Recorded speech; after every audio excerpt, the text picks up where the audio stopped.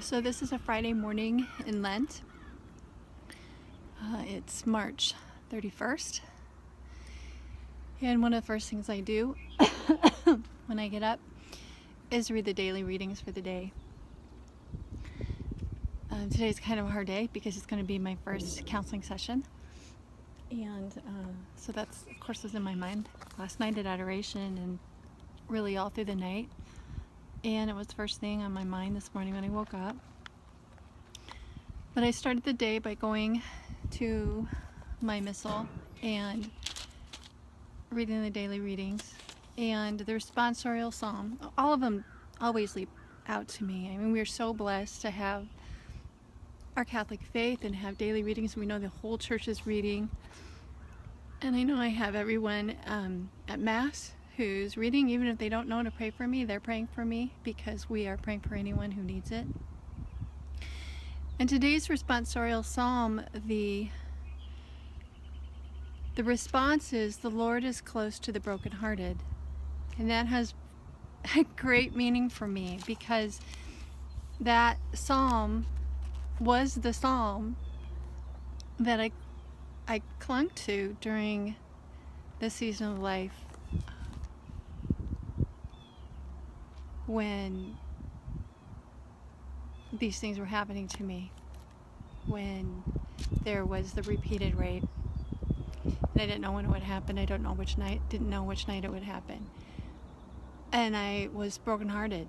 I had 2 children. I was clinging to this marriage. I wanted it to work for them, for our family, because as a preacher's kid, it's what you do. You stay married, and yet I was so sad in this marriage, and I didn't know how to fix it, and I truly was brokenhearted, and that was the verse. So I did something I haven't done for a really long time, and I went to my shelf,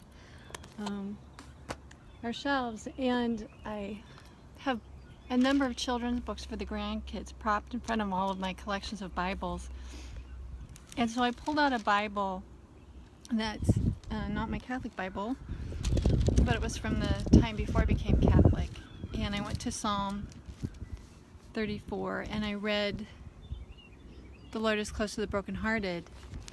But what is amazing is what I wrote right beside it. On one side I wrote, this is a verse that was at Dad's funeral. And then on the other side I wrote, also from Days in Columbia, Missouri. And I wondered, okay, so this was the Bible I had probably at the time Dad died, and I wrote that there. But then I wondered, had I done that with an earlier Bible? And this is my living Bible from those days, from back then. I got this Bible from my grandfather, my dad's dad, when I was a kid. I think. Nope, it's the second edition. It's the one I got. It's the one I got early on when my first husband was going to become a United Methodist minister, so I didn't have the kiddie Bible then. But someone, when we lived in Columbia, made this for me, and so I had it then. And I went to chapter 34, and I have a lot of things underlined in pencil, which is kind of, yeah, it was another era. And I put 3 stars at the top. And this is the section right here. Now, I didn't write anything in there, but I still do that to this day. I put the lines where things are extra striking to me. So I underline things, I put the stars at the top, and I have the double lines. Now, I don't do this in my Bible that I use today, even though I do have a tendency to write things that I've been told to read in the confessional, and I'll date it in my Bible. But other than that, I don't write all over my Bible like I used to. But as you can see, that is the verse. And I did that at the time that I was going through it. The Lord is close to those whose hearts are breaking. He rescues those who are humble, who are humbly sorry for their sins.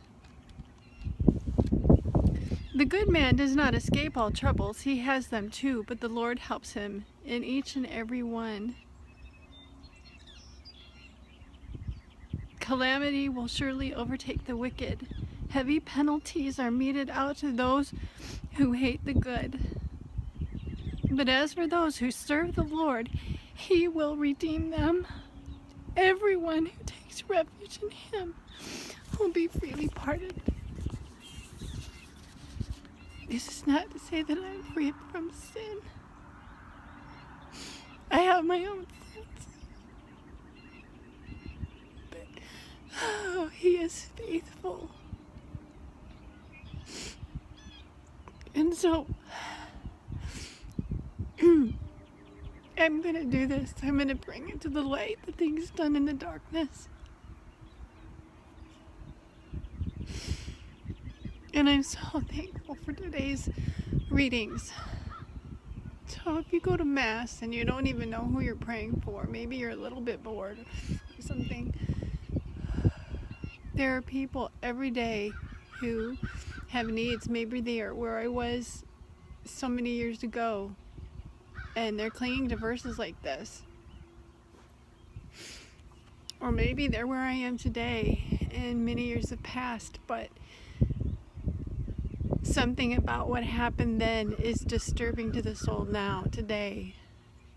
And it's a post-traumatic stress thing. It is a cross.